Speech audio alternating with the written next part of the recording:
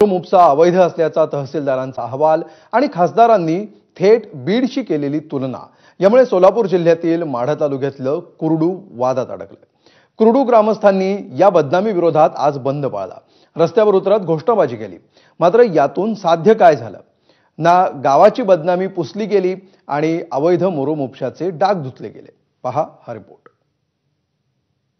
गावाला तहसील मोठे पटलानं बदनाम केलं। कुरडू गावाला तहसील मोठे पटलानं बदनाम केल्याबद्दल गावाची इब्रत वाचवण्यासाठी अखेर कुरडू ग्रामस्थ रस्त्यावर उतरले। कुरडूचे अनेक पॅटर्न आहेत त्या ठिकाणी। बीड सारखा प्रकार आहे सगळं। बीडपेक्षा फार गंभीर प्रकार आहे त्या ठिकाणी। बीडशी झालेली तुलना कुरडू ग्रामस्थांना असह्य झाली। अवैध मुरुम उपसा प्रकरण आणि अजित पवारांची IPS अधिकाऱ्याला दमदाटी यामुळे कुरडू गाव चर्चेत आलं। खुद्द खासदार धैर्यशील मोहिते पाटलांनी या गावाची तुलना बीडशी केली। जे खरे गुन्हेगार आहेत ते वाळू काय मुरुम माफिया आहेत मोठ्या प्रमाणावरती, यांचं सखोल चौकशी करावी आणि गुन्हे दाखल करावेत। कुरडूमध्ये जावावं, जनता एवढ्या दहशतीखाली वागते। कुरडूचे अनेक पॅटर्न आहेत त्या ठिकाणी। बीड सारखा प्रकार आहे सगळं। बीडपेक्षा फार गंभीर प्रकार आहे त्या ठिकाणी। आणि ग्रामस्थांच्या संतापाचा कडेलोट झाला। कुरडू ग्रामस्थांनी शुक्रवारी कडेकोट बंद पाळला।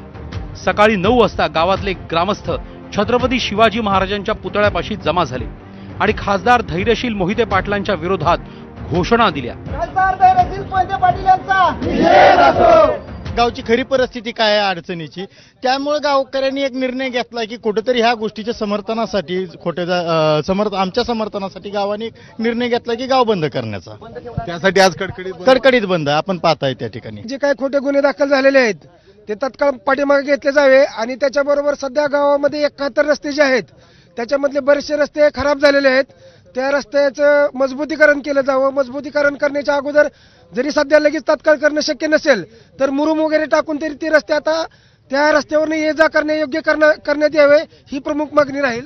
तातडीचा निर्णय घेऊन लोकांच्या सोयीसाठी त्या रस्त्यावर मुरुम टाकण्याचं काम या ठिकाणी केलेलं असताना पण त्यांच्यावर गुन्हे दाखल झाले आणि प्रशासन त्या ठिकाणी येऊन जे कारवाई करणार होतं त्याला एक वेगळं वळण दिलं गेलं, त्यामुळं हे वाढत गेलेलं प्रकरण आहे।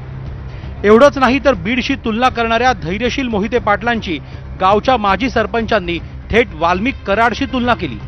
अकलूज परिसरात 16 ते 17 तरुणांचे खून झाल्याचा खळबळजनक आरोप माजी सरपंच अण्णा ढाणेंनी केला। धैर्यशील मोहिते पाटील अकलूजचा वाल्मिक कराड आहेत का नाही ते अकलूजच्या बी जनतेची बाईट घ्या। ह्या सगळ्या खुनाची सिरियल जी झाली ना अकलूजमध्ये ती 1, 2, 3 खुनाची सिरियल नाही, तिथं खून जवळपास 16-17 खून झालेले ते तरुण पोरांचे आणि ते सगळे 16-17 खून जे आहेत ना त्याची सिरियल अकलूजमध्ये धैर्यशील मोहिते पाटलांनी लावलेली आहे। ही धाकता तिथली आहे, खऱ्या अर्थानं तो वाल्मिक कराड आहे। या सोलापूर जिल्ह्याचाच म्हणलं तर वावगं ठरणार नाही। आणि ज्या गोष्टी आहेत जे कोण काय बोलला असेल ते कायद्याच्या मार्गाने मी प्रत्येक गोष्टीत उत्तर देईन। मी पहिल्या दिवसापासून कायद्यानंच बोलतोय, पुराव्यासहित बोलतोय आणि हे नुसतं कुरडूपुरतं मर्यादित नाही, अजून बऱ्याच ठिकाणी हळूहळू मी सगळीच प्रकरणं बाहेर काढीन आणि ती पुराव्यासहित काढीन आणि मी काढतोय ते सगळं शासकीय जागेतलं काढतोय। मुळात 10,000च्या आत लोकसंख्या असलेलं कुरडू हे माढा तालुक्यातलं शांत गाव। ते राज्यभरात चर्चेत उपमुख्यमंत्री अजित पवारांच्या एका फोन कॉलमुळे आलं। गावातल्या रस्त्याच्या कामासाठी सुरू असलेल्या मुरुम उपशामुळे वाद झाला। अवैध मुरुम उपशावर कारवाई करणाऱ्या IPS अधिकारी अंजना कृष्णांना थेट उपमुख्यमंत्री अजित पवारांनी फोनवरून दमदाटी केली आणि कुरडू गाव चर्चेच्या केंद्रस्थानी आलं। मैं डेप्यूटी चीफ मिनिस्टर सर समझ रही है वो आप बोल रही है जो मैं डायरेक्ट आपको। दरम्यान ज्यामुळे कुरडूची एवढी बदनामी झाली तो मुरुम उपसा अवैधच होता असा तहसीलदारांचा अहवाल मुख्यमंत्र्यांना सादर केला जाणार आहे। हा अहवाल ABP माझाच्या हाती लागलाय। 31 ऑगस्टला कुरडूचे ग्राम महसूल अधिकारी मुरुम उपशाच्या चौकशी आणि पाहणीसाठी गेले। उपस्थित ग्रामस्थांनी चौकशी आणि पाहणी दरम्यान अडथळा आणला। ग्रामपंचायतीनं 120 ब्रास अवैध मुरुम उत्खनन केल्याचं निष्पन्न झालं। मुरुम उपशाला गटविकास अधिकाऱ्यांची मंजुरी असल्याचा ग्रामस्थांचा दावा खोटा आहे असं अहवालात म्हटलंय। BDOच्या म्हणण्यानुसार मुरुम उपशास 14 ऑक्टोबर 2024 पासून 6 महिन्यांसाठीच मंजुरी होती। 6 महिन्यात कार्यारंभ न झाल्यामुळे काम आपोआप रद्द झालं। 13 ऑगस्टच्या कारवाईत 2 JCB टिप्परला दंड आकारण्यात आला।